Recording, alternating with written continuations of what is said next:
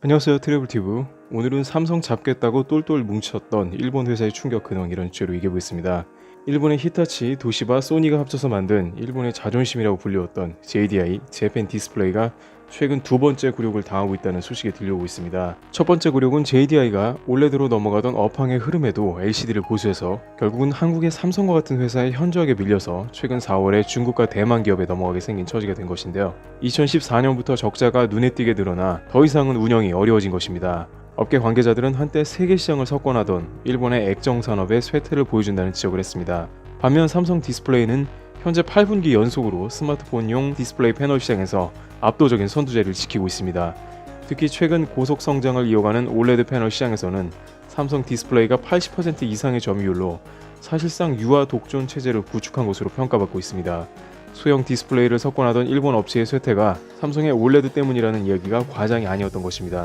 업계 관계자는 일본 샤프, JDI와 LG 디스플레이 등 LCD가 주력인 업체들의 입지는 더욱더 약화될 것으로 내다보고 있습니다. 삼성과 애플에 이어 오포, 비보, 화웨이, 샤오미 등 중국 업체들까지도 모두 프리미엄 제품에 올레드를 잇따라 적용한 것이 결정타였다고 얘기하고 있습니다. JDI는 지분을 넘겨 어떻게든 경영 정상화를 시키려고 했는데 최근 두 번째 굴욕으로 이번에는 또 다른 난관을 만났습니다.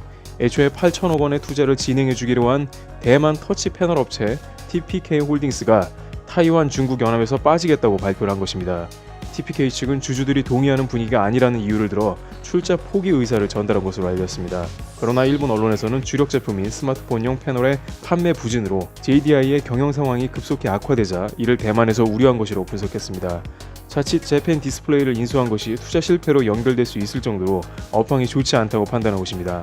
게다가 여기서 끝나지 않고 세 곳의 컨소시엄 멤버 가운데 대만 투자 펀드인 CGL 그룹도 이탈 대열에 합류할지 모른다는 관측이 나오고 있습니다. 마지막 400억 엔을 투자하기로 한 하베스트는 27일까지 지원 여부를 결정하게 됩니다. JDI 측은 다급한 상황으로 하베스트의 투자금을 늘리면서 이탈한 TPK 대신에 홍콩 투자 펀드인 오아시스 매니지먼트를 끌어들여 최대 8천억 원을 조달한다는 계획에는 변함이 없다고 밝혔습니다.